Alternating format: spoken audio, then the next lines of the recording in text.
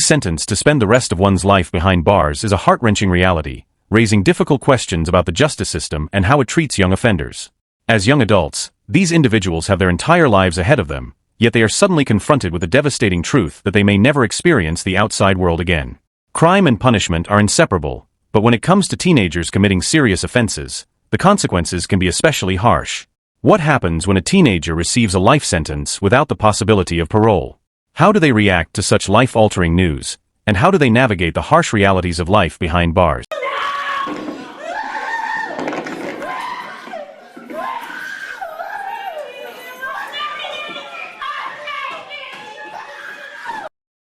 "19-year-old Nathan Potter had a promising life ahead. A film student at the University of Wisconsin-Milwaukee, he likely had plans with family and friends for the future, but fate had other plans. On that fateful day, 19-year-old Jackson Shondell and his accomplice, 20-year-old Derek J. Thomas, spotted Potter walking to his apartment. They saw him as a target for robbery, with Thomas acting as lookout. When Potter had no money, Jackson shot him in the chest, killing him, and fled. They didn't stay free for long. A tip from Jackson's uncle led police to arrest him and charge him with Potter's murder.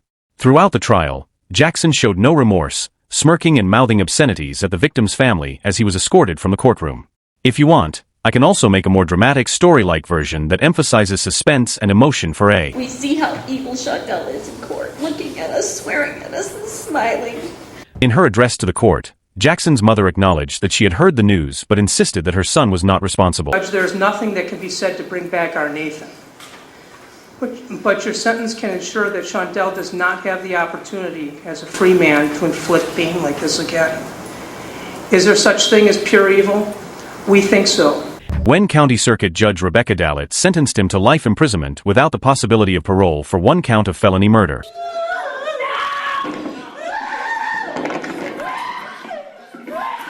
Jackson was wrestled to the ground, pepper-sprayed, and restrained by court officers.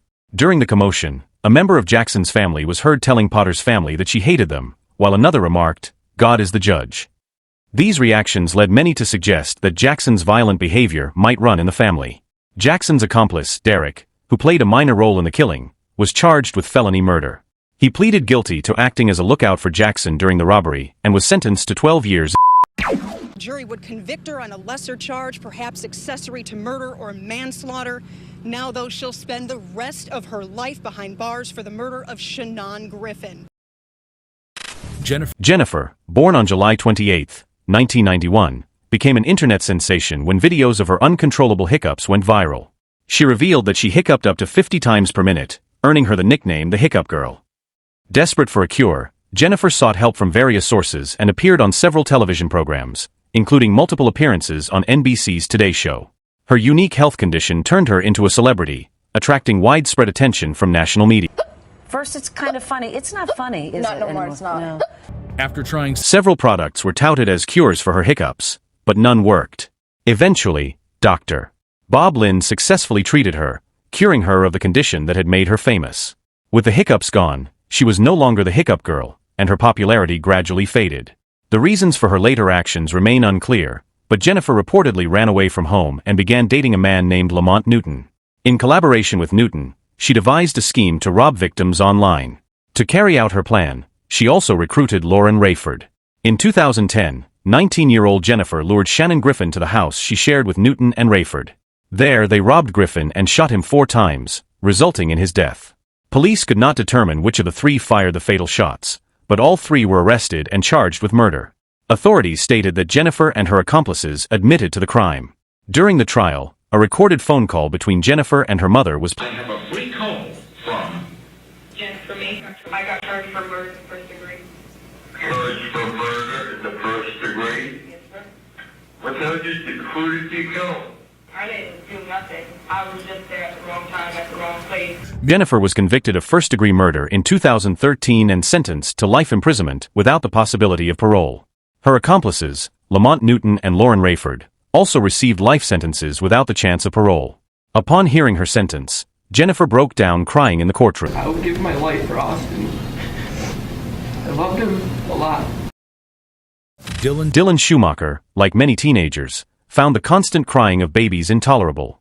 For 17-year-old Schumacher, Life was too short to endure such incessant noise.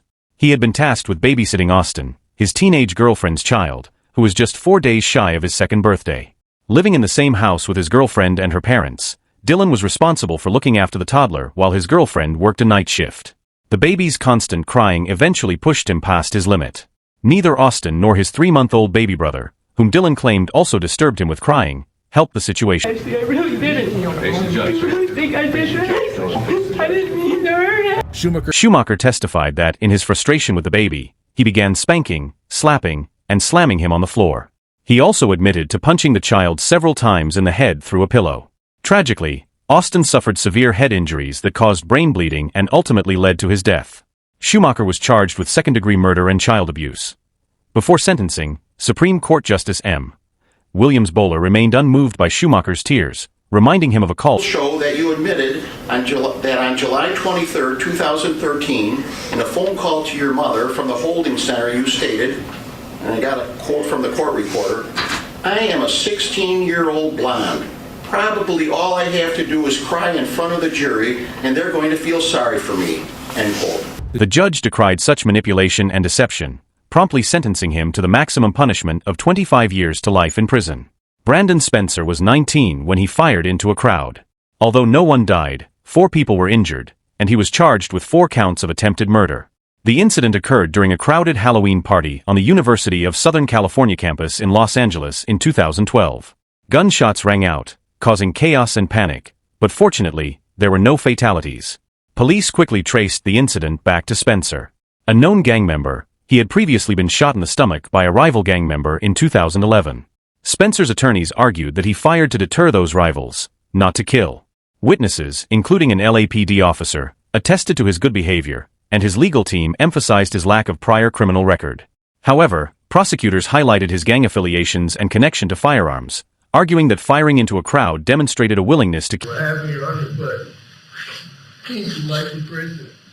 And I'm not a bad person, but I made mistakes. But I'm not just some gangbanger that she tried to betray me at. When Edmund Clark Jr., the Los Angeles Superior Court judge, sentenced Brandon Spencer to 40 years in prison, Spencer began crying and even banged his head on the table. In a separate case, 15-year-old Martez Fuller and his mother, Stephanie Huga, had been planning a family camping trip, though little did they know, that trip would never happen. Weeks earlier, Fuller had broken up with his girlfriend, Kaylee Juga, and was listening to music in his room when tragedy struck. While most people cope with heartbreak in healthy ways, finding comfort, reflecting, or trying to move on, Fuller's response was terrifyingly different. He blamed Kaylee for his troubles. After being expelled from school and banned from the football team, Fuller snuck into Kaylee's room on May 9, 2019, carrying a handgun. He was familiar with the house and knew how to navigate it. Once inside, he shot Kaylee 5 times. Her mother heard the gunshots and came to investigate, only to be shot twice by Fuller before he fled. Miraculously, she survived. Fuller was soon arrested and charged with murder, attempted murder, and burglary. Despite overwhelming evidence, including the gun he had given a relative to dispose of, which matched the crime weapon, Fuller maintained his innocence during the trial. Kaylee's mother also testified, recounting the terrifying moment she heard the shots. "I heard a shot. I stopped." I heard a shot. I stopped in my doorway, and I looked at him and I said, "Oh my God, Mark, please." I said, "Please, you don't have to do this." And he looked at me and he said, "Yes, I do." When Fuller was allowed to address the court, he maintained his innocence, claiming that the media had unfairly portrayed him as guilty. "I saw you assert your," he began, insisting that public perception had been shaped against him. "I saw you assert your constitutional rights in a trial that you had every right to do. But I watched as Mrs. Juga, the woman you attempted to kill, testified bravely, while you showed not one semblance of compassion or remorse." Fuller was sentenced to life imprisonment without the possibility of parole. He showed no hint of remorse as the judge pronounced the sentence. Which of these reactions affected you the most? Do you think the punishments these teenagers received were proportionate to their crimes? Share your thoughts in the comments.